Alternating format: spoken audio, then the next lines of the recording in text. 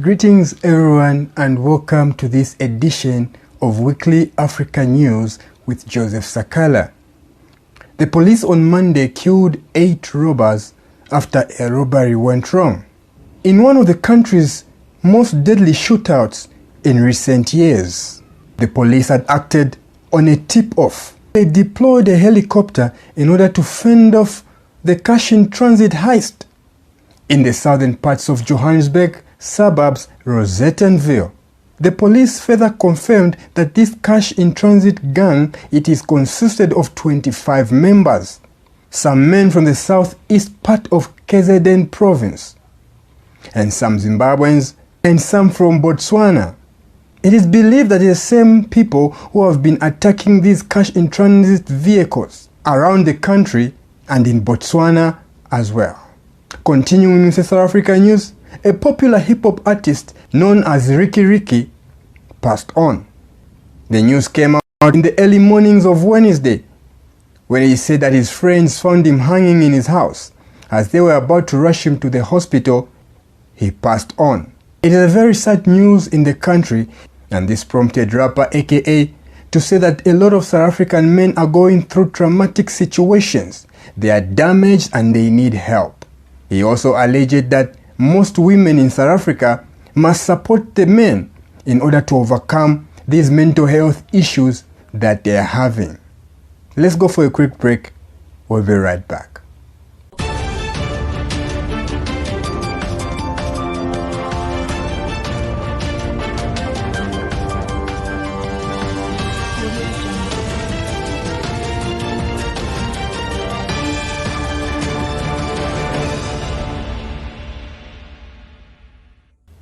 The Prime Minister of Ethiopia has opened doors for negotiations with the rebel group in the country.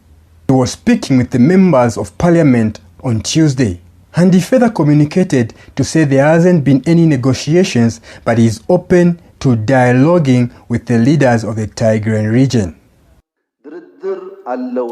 So far, there has been no negotiations. I do hear a lot being said about negotiations, but so far there has been no negotiations. However, the fact that we haven't had negotiations doesn't mean there will be no negotiations altogether. Negotiations, dialogue doesn't mean the problem has been solved. It simply means seeing whether there is an alternative route to solve rid of any problem at the moment. Ethiopia and Tigrayan region, they have had fights and which recently ended in almost war that Ethiopia had the victory. But Mr. Ahmad said he is very much open to negotiations, but he will not compromise when it comes to the safety of his country.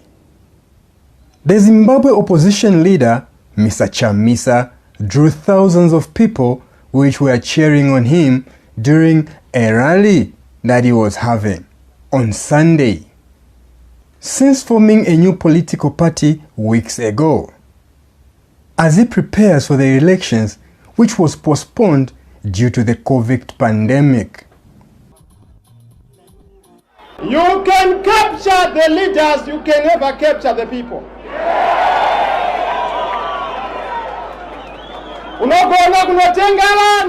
You can give them expensive gifts, but ordinary Zimbabweans are not willing to be dragged back until there is change in Zimbabwe. Mr. Chamisa formed a Citizens Coalition for Change party, making a break from the long-term opposition party in Zimbabwe called the MDC, the Movement for Democratic Change.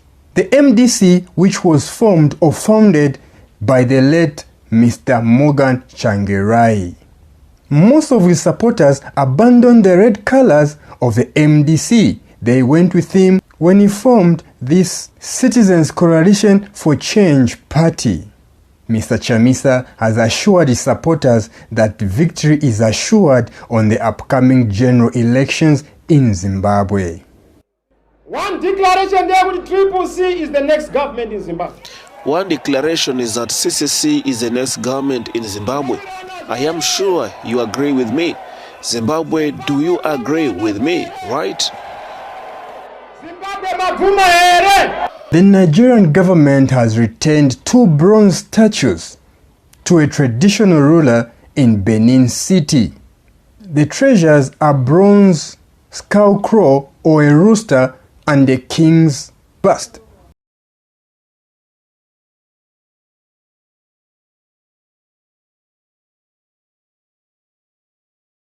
Which were stolen by the British soldiers in 1997. The ceremony was attended by royal dignitaries and guests and traditional kings. You might be wondering why I'm wearing traditional gear. This month is a month of the celebration of my culture, the Nguni culture, which marks us moving out of South Africa and moving in Zambia and settling there. It's a group which broke away from the Shaka Zulu movement. We call ourselves the Nguni people of Zambia, and this traditional ceremony, it is called the Ntwala ceremony of Zambia. This has been the Saturday News with Joseph Sakala. Please be kind enough to support this channel by subscribing, liking and commenting. As usual, see you next time.